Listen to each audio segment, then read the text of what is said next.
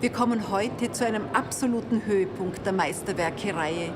Buchstäblich jedes Schulkind kennt den Turmbau zu Babel in jener Version, die das Kunsthistorische Museum Wien bewahrt.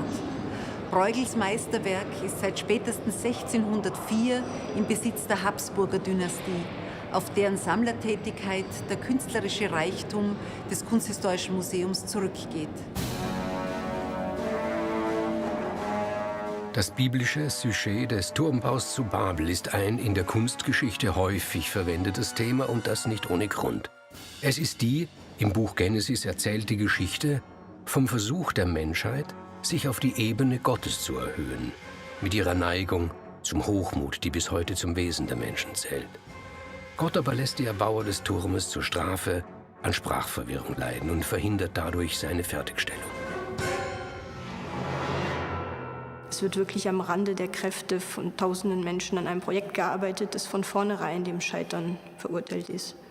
Und der Herrscher kommt, besucht diese Baustelle und ist sehr weit davon entfernt, sich dieser Lage bewusst zu sein und lässt sich stattdessen huldigen von den Bauarbeitern, die vor ihm knien, und nimmt eben die Lage überhaupt nicht wahr.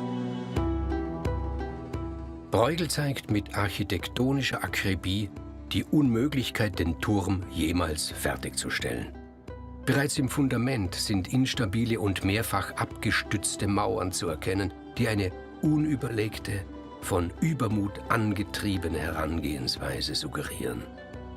Mit dieser Art der Komposition und den vielen Details zieht Pieter Bruegel auf mehrfache Weise den Blick des Betrachters an. Der Turm selbst wirft einen Schatten auf die Stadt und auf den Hafen, die in unmittelbarer Nachbarschaft zum Turmbau stehen, und macht auch das Größenverhältnis deutlich. Diese ganz winzig kleinen Häuser und diese bukolische Landschaft, die zu sehen ist, macht nochmal deutlich, wie gigantisch dieses Bauwerk ist. Und zusätzlich wirkt das Gebäude an sich, das eine klaffende Wunde aufweist, fast wie ein Lebewesen und hat etwas Monströses an sich. Die weißen, massiven Außenmauern scheinen wie die dicke Haut eines Lebewesens. Der Kern aus Ziegeln lässt uns an Fleisch und Gewebe denken. Überall sind Menschen, klein und unbedeutend. Dagegen wirkt der Turm riesengroß, übermenschlich, unmenschlich.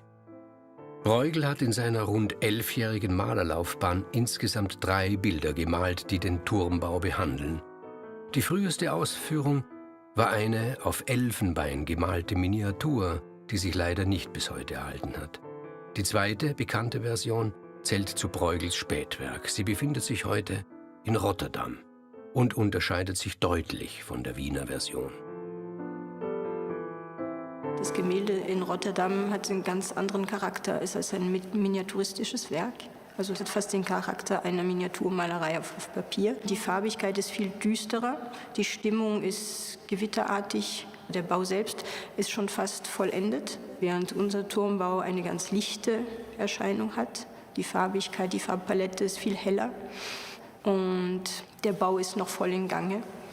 Man wird einfach von dieser gewaltigen Darstellung angezogen. Dieser Effekt ist beim Rotterdamer Gemälde nicht ganz gegeben, weil das Format einfach ein viel kleineres ist. Es gibt Hinweise darauf, dass das Wiener Bild ursprünglich noch größer war und im Zuge einer vereinheitlichenden Formatierung im 18. Jahrhundert am oberen und rechten Rand beschnitten wurde. Der Betrachter entdeckt in der Komposition keinen Ruhepol.